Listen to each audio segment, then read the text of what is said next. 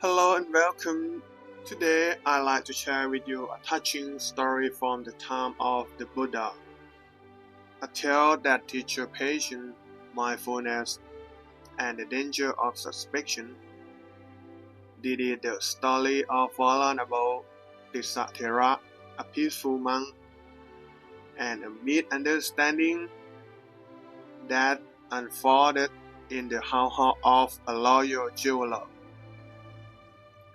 During the Buddha times, vulnerable Tisatera used to go for alms round every day for 12 years.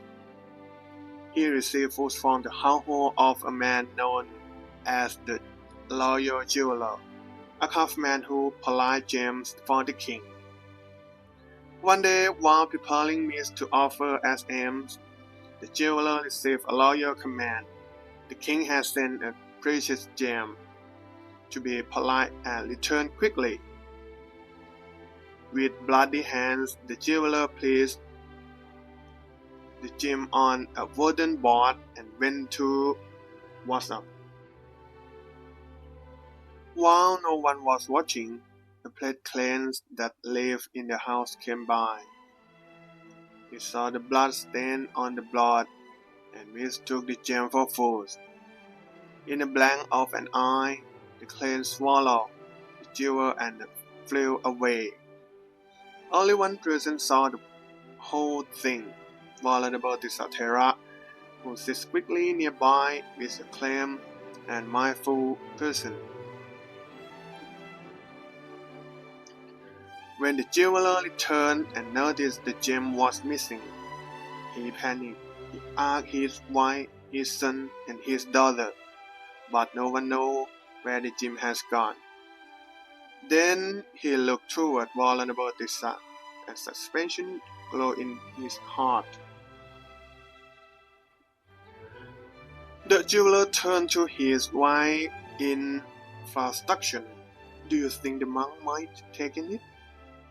His wife replied, Husband, I've seen this monk for 12 years.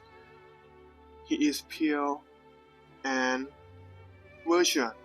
He would never steal anything. But greed and fear clouded the jeweler's mind. He confronted vulnerable Tisa directly. Did you take a jewel? The monk replied calmly, Householder, I did not take it. But the jeweler didn't believe him.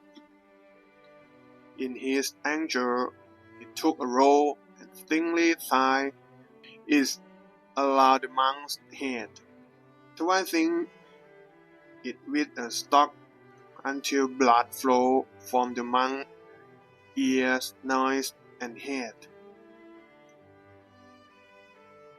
So tightly was the law would that his eye blow out.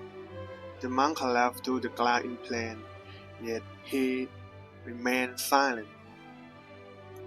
Suddenly the king returned, the very one that had swallowed the gem.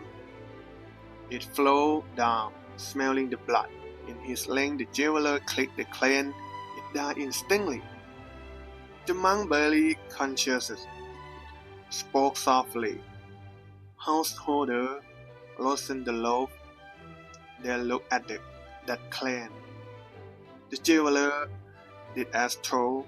Upon cutting open the bird's belly, he found, to his horror, the king gem inside.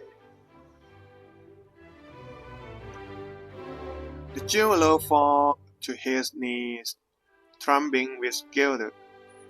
Vulnerable sir, please forgive me. I was blinded by fall and down. I don't know.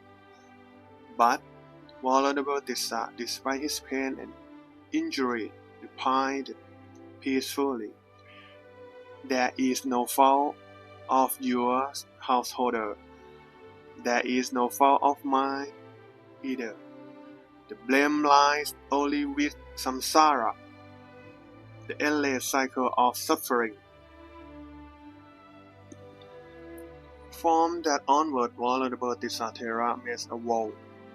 From now on, I shall no longer enter the house of householders for alms.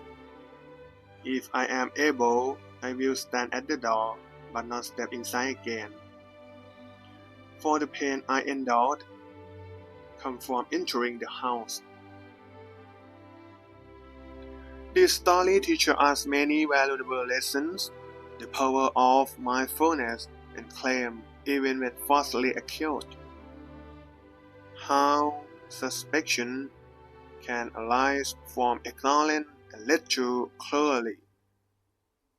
More importantly, it remains us that our suffering often arises from the world itself, from samsara, not from individual blame. In the flag of failed accusation, Venerable Tisatera responds not with anger but with understanding.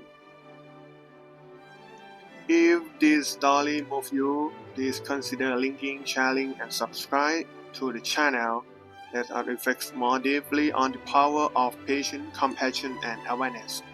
Thank you for listening. May your heart be at peace. See you next time.